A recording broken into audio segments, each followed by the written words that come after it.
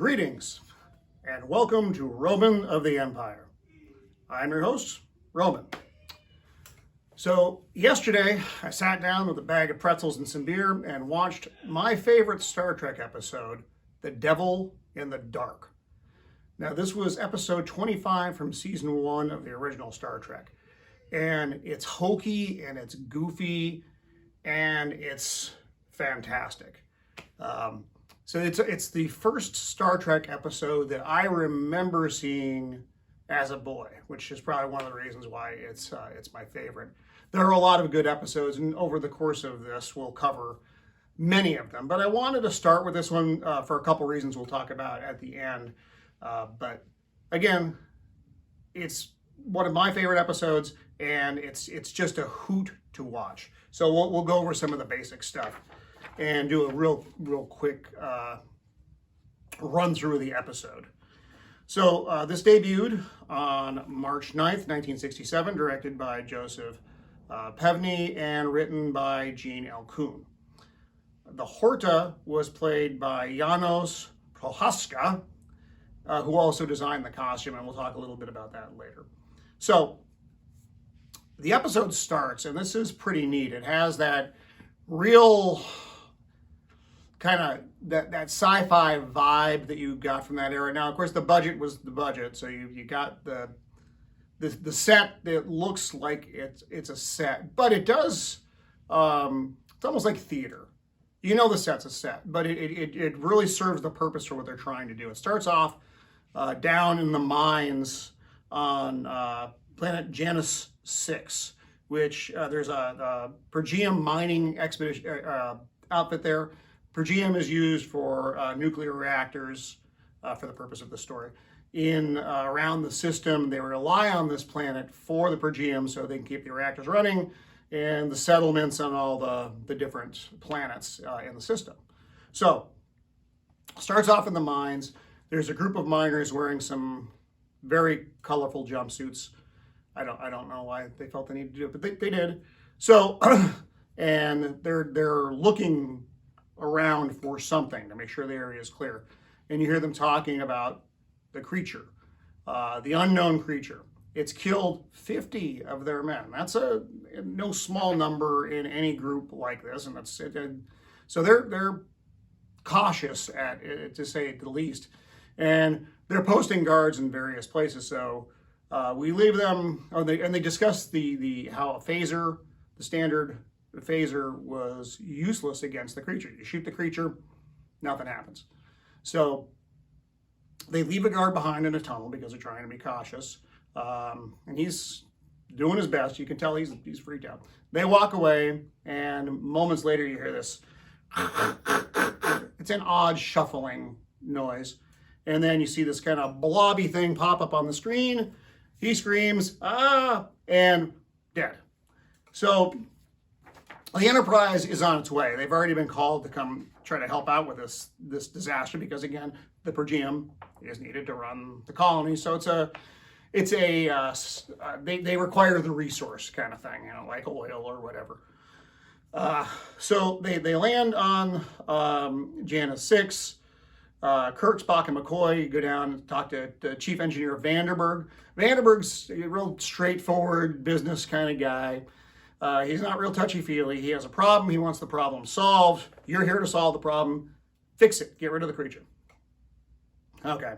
So while they're talking to Vanderberg, Spock's looking at the desk, and he sees this round silicone nodule. He's like, what is that? And Vanderberg's like, well, we're finding thousands of these things in the lower level where they just started mining. He thinks it's just some geological anomaly. And Spock's like, this could be interesting, because he's Spock. So while they are talking to Vandenberg, alarms start going off, and you see the scene play out. There's a guard walking past the nuclear reactor room. He gets cooked by said creature, and one of the main components, the main circulating pump, is missing. It's gone. Oh no, where could it have gone? So the creature is clearly taken apart. You can't have the reactor running without the cooling equipment. So Scotty, it's also, I've noticed, an outdated system. So you can't just, there's not just a replacement. Enterprise doesn't have anything that's compatible. So you have this crisis looming with the nuclear reactor going critical. Scotty beams down. He puts on a Band-Aid that Scotty made out of paper clips, bubble gum, and a flux capacitor. It fails. It doesn't work. So the reactor is going to go critical in 10 hours. So they have a choice. They either desert the planet, and this critical resource that they need to keep reactors going is lost as the mine explodes, or they all die. So that's what they're left with. Or they find the part and slap it back in there and get everything running again. So, excuse me. Kirk and the team are looking for the creature. Spock's modified the phaser. The Starfleet phasers are better than the phasers that the miners have, but Spock is surmised that because they're scanning for something and they're not finding another life form, and so Spock surmises that it's a life form based on silicon. And McCoy is like, life based on silicon is impossible, you green-blooded. And Spock's like, well, Doctor, based on my analysis, it is possible. And Kirk chimes in, I've read about the possibility of life being based on silicon. So they're looking for this thing. Spock rigs one of the tricorders to actually look for a silicon-based life form as opposed to a carbon-based. And so they're poking around down in the tunnels. They lose a red shirt because you have to lose at least one red shirt. They come to an area where tunnels have been freshly dug out, and they're looking around. The creature pops out through one of the walls. It has a corrosive enzyme that it exudes that allows it to burrow through rock rapidly. They say it's like a man walking through air. I think that's probably a bit loose, but that's neither here nor there. So Kirk and Spock, with their modified phaser, shoot the creature. They blast a piece off the creature. The creature retreats back into the rock. Spock examines it and he's like, it is silicon-based life. So he's right. And based on more in-depth readings of the planet, they can only find one creature. And with the amount of tunneling that's going on, Spock, again, surmises that it's impossible for one creature to have done all of this. So it either has an incredibly long lifespan, which he thinks is unlikely, or it is the last of its kind. So he's like, Jim, to kill it would be a crime against science. Science. It's always science. So Kirk's like, yeah, we need to get the beryllium. So it's going to have to die, Spock. I'm sorry, and it's killing a bunch of people. What are we going to do? What are we going to do? So they continue on. They look for the creature. They find another fresh set of tunnels. Spock has to go one way. Kirk goes the other. So they're separated. Kirk finds his way into a cell, an area that's got a bunch of the nodules in it, the silicon nodules. And while he's in there, the creature, although you don't see it, well, he doesn't see it, you see it, causes a collapse. So he can't readily leave the area. Spock gets freaked out, and it actually shows some emotion in this episode because his friend is in danger. And he's calling out, Jim, which again is very unlike Spock, but he's worried about his friend. So while Kirk is trapped in the area, he's like, I'm okay, I'm just stuck in the area. And then the creature pops up again. It's approaching him. He pulls out his phaser and the creature backs off. It knows the phaser can hurt it. And it turns to show Kirk its damaged area where they had shot it before. So it understands. It's not just so the creature itself, let me describe this really quick. My wife described it as it looks like a scoop of lasagna. She's not wrong. So the horta, which looks like lasagna, is not just a big, dumb lasagna-looking thing. It actually can reason to at least some degree that Kirk is aware of. He's like, well, it's not just a dumb creature. So it's sitting there. He's sitting there. Spock finds his way into the chamber, and he's like, Jim, you have to kill it. You have to kill it. And Kirk's like, it's got some intelligence. I think that's not necessarily the way to go. So now they've changed roles. And Spock attempts to mind meld with the creature. It has some intelligence. He wants to try to get inside its the lasagna brain. Puts his hands above the creature. This isn't the classic mind meld that we've seen in the past. My mind to your mind, my thoughts to your thoughts. This is just real peripheral. So he puts his hands above the creature and he's like, Bane! And he backs off. And he tells Jim it's in agony. It's just getting waves of searing pain. And he also gets that there is intelligence within the creature. He gets that it's called a horta. It has a name. It's not just or at least that's what they call themselves. It is the last of its kind. So Spock does a deeper mind meld with the creature. He actually has to put his hands on the creature. The creature's like, yeah, it's okay. And so he's touching the creature. And now he gets the further insights. Every 50,000 years, the species dies out, all but one. And there are millions of eggs in the chamber of ages, is what the creature calls it, that replenish the species. So the miners have caused an inadvertent problem, which we'll get to in a sec. But so this is the last of its kind. It acts as a guardian over the eggs and as a mother to the horta when they pop out, and that's essentially the rebirth of the species. So now they have this. The creature is also dying from the wounds from the phaser. So Kirk calls to McCoy, tells him to come down. He has a patient, and he doesn't really describe what's going on. McCoy shows up and delivers the great line, "Damn it, Jim, I'm a doctor, not a bricklayer." And he figures out what to do, though, so he's thinking about it. Let's see. Creature. So this is another interesting thing which I left out. So while Kirk and Spock are in the chamber with the creature, it burns into the rock, no kill eye. It's trying to communicate with them. It understands English. That's another reason Spock did the mind meld, because it's obviously intelligent. It's able to communicate with them. So that was the big push behind that. So the miners are all out in the passageway outside. They know the creature's in there. Kirk's security team is trying to keep them back. The security team does a standard red shirt job and fails. The miners all rush in. McCoy's in there trying to patch the thing up. And they want to kill it. They're like, it's killed 50 of our people. The mine's going to explode. Jim, the creature tells Jim where the part is. The part for the reactor. He goes down, retrieves it, and he finds thousands of destroyed silicon nodules, the creature's eggs.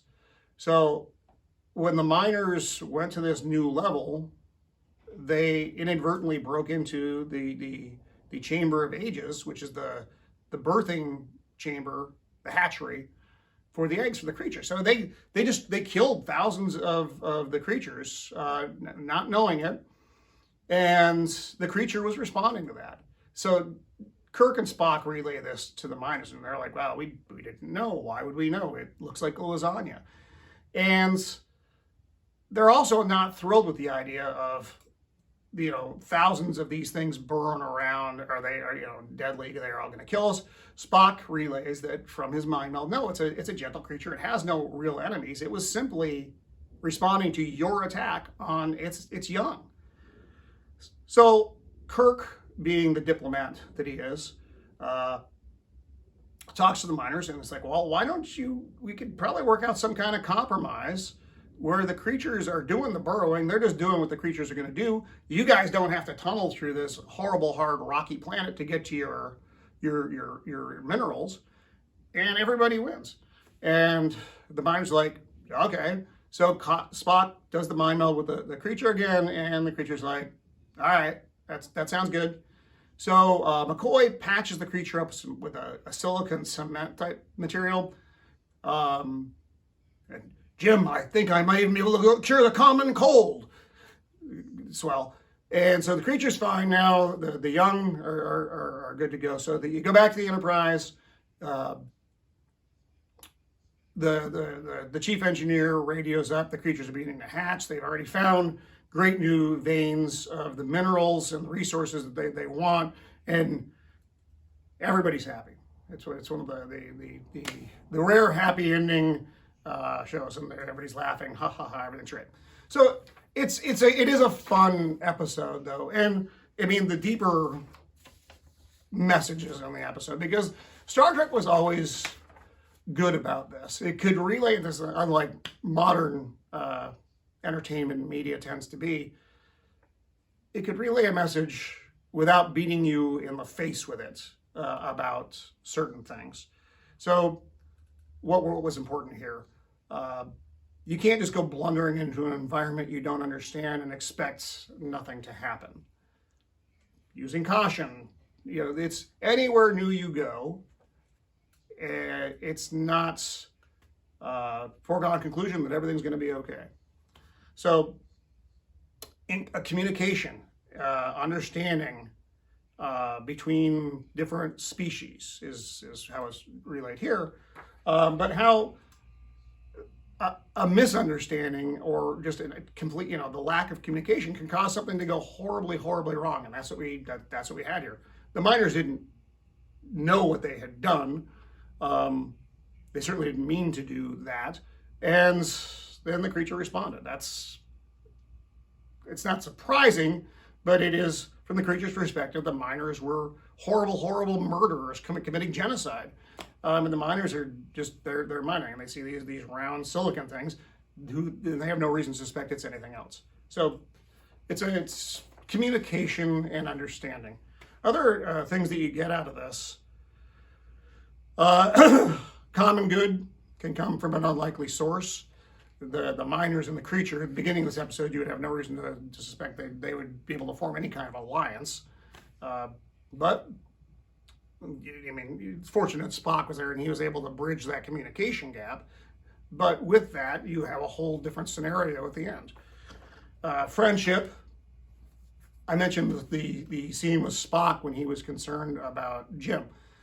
Spock is a logical being, we all know, and to have him have any break in that logic shows how deeply he actually does, despite his outer appearance, feel, particularly about people who are important to him, and Jim is his best friend. And compassion. The scene where Spock tells Jim to kill the Horta because he's again worried about his friend, and the creature hasn't demonstrated that it's not hostile. But Kirk, because he witnesses what the creature, how it responds to the phaser, gives him pause, and he shows compassion to something he, on the surface level, shouldn't. But he does, and because of that compassion, it's a complete game changer. So, something to go into your Friday thinking about. And again, it was just it's a fun episode, just despite the kind of seemingly heavy tones, but it is a very fun episode to watch. And again, the effects are goofy, but they work. And we'll talk about other episodes. Mirror, Mirror, Balance of Terror. Those are a couple of just my absolute favorites, and we'll cover those down the road. But I wanted to talk about this one. Oh, before I forget, this is also the first episode where McCoy does his "Damn it, Jim, I'm a doctor." First episode for the mind meld, and the guy, the Janus, the creature itself, the guy really had to sell that thing because he's the guy who created it. He's inside the lasagna, and it's hilarious. But also, Shatner's dad died during the making of this episode. And he was very grateful to the cast and crew for the way they treated him. And this ends up being his favorite episode because of that too. So, compassion. Anyway, I am Roman of the Empire, signing off. Be kind.